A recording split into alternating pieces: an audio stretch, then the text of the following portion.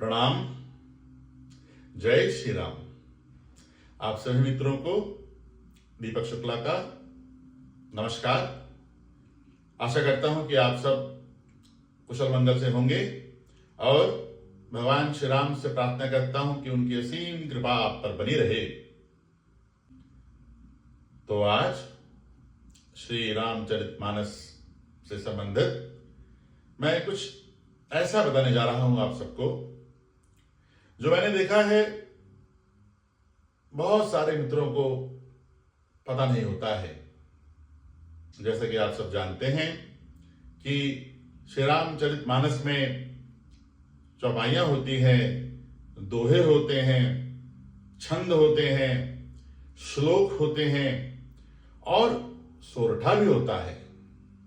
हम सब ने इस बात को नोट किया होगा, इसको ध्यान दिया होगा कि जब हम सोरठा पढ़ते हैं तब वो कविता का स्वरूप नहीं आता है। बेसिकली वो जो राइमिक फ्लेवर जो आना चाहिए वो नहीं आता है। और बहुत लंबे समय तक मैं भी सोरठा वैसे ही पढ़ता रहा जैसा कि श्री रामचरितमानस में दिया होता है। पर बाद में मुझे ये ज्ञान हुआ कि हम सोरठा जो है उसको भी कविता के स्वरूप के रूप में पढ़ सकते हैं, या यूं कह लीजिए राइमिक तरीके से पढ़ सकते हैं। तो आज मैं आपको यही बताऊंगा कि अगर आप सोरठे को एक कविता के स्वरूप में पढ़ना चाहते हैं या एक राइमिक फ्लेवर के साथ पढ़ना चाहते हैं तो कैसे पढ़ेंगे। तो अपनी बात को समझाने के लिए जिस सोरठे का हम उदाहरण लेंगे वो एक बहुत ही प्रसिद्ध सोरठा है और बालकांड का वो दूसरा सोरठा है। तो मैं आपसे क्षमा चाहूंगा कि जिस तरीके से ये सोरठा श्री रामचरितमानस में लिखा हुआ है उसको मेरे लिए मेमोराइज करना, मेरे लिए याद करना बड़ा मुश्किल है, तो मैं उसको देख के पढ़ूंगा। लेकिन जब मैं इसे राइमिक फ्लेवर में पढ़ूंगा तब मैं इसे बिना देखे पढ़ूंगा, क्योंकि वो मैंने याद कर लिया है, वो आसान है। क्योंकि हम सब जानते हैं कि कोई कविता याद करना आसान होता है, लेकिन कोई गद्य है, कोई पैराग्राफ है या कोई इसमें राइमिक फ्लेवर नहीं है, उसको याद करना इतना आसान नहीं होता है। तो आइए देखते हैं कि श्री रामचरितमानस में वो सोरठा कैसे लिखा हुआ है। तो वो है कि मूक होई बा चाल, पंगु चढ़ई गिरिबर गहन, जासु कृपा सो दयाल, द्रवौ सकल कलिमल दहन।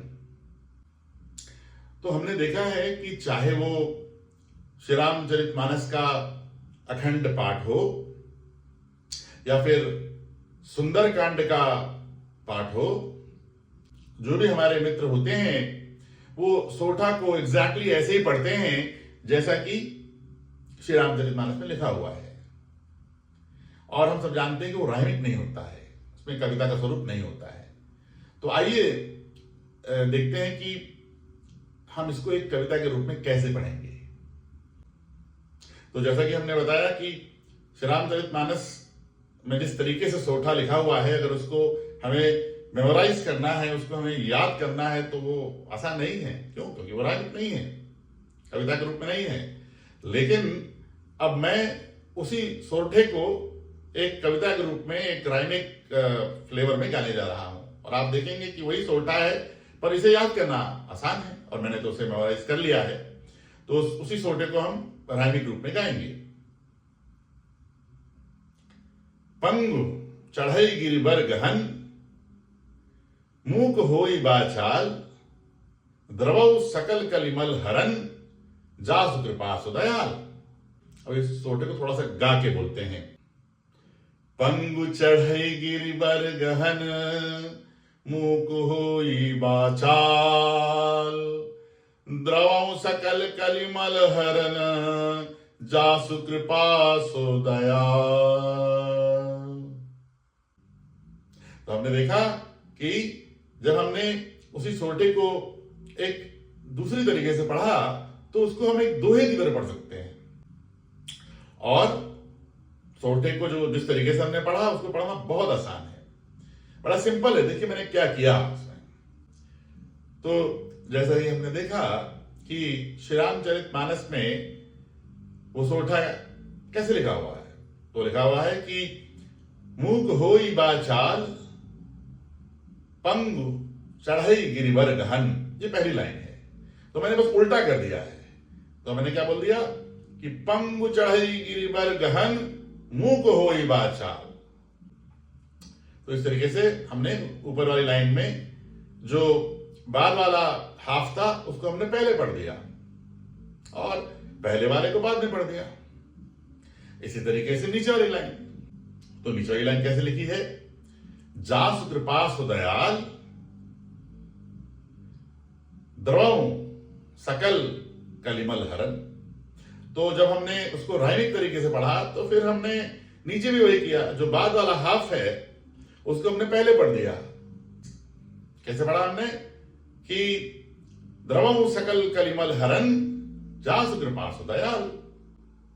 एक बार फिर से पढ़ते हैं, पंगु चढ़ई गिरिवर गहन मूक होई बाचाल द्रवं सकल कलिमल हरन जासु कृपासु दयाल। देखा आपने कितना आसान है। अब आप भी कोई भी सोटा उठाकर इस तरीके से उसे पढ़ें तो आपको उसको याद करना आसान रहेगा और आपको पढ़ने में मजा आएगा। धन्यवाद। जय श्री राम।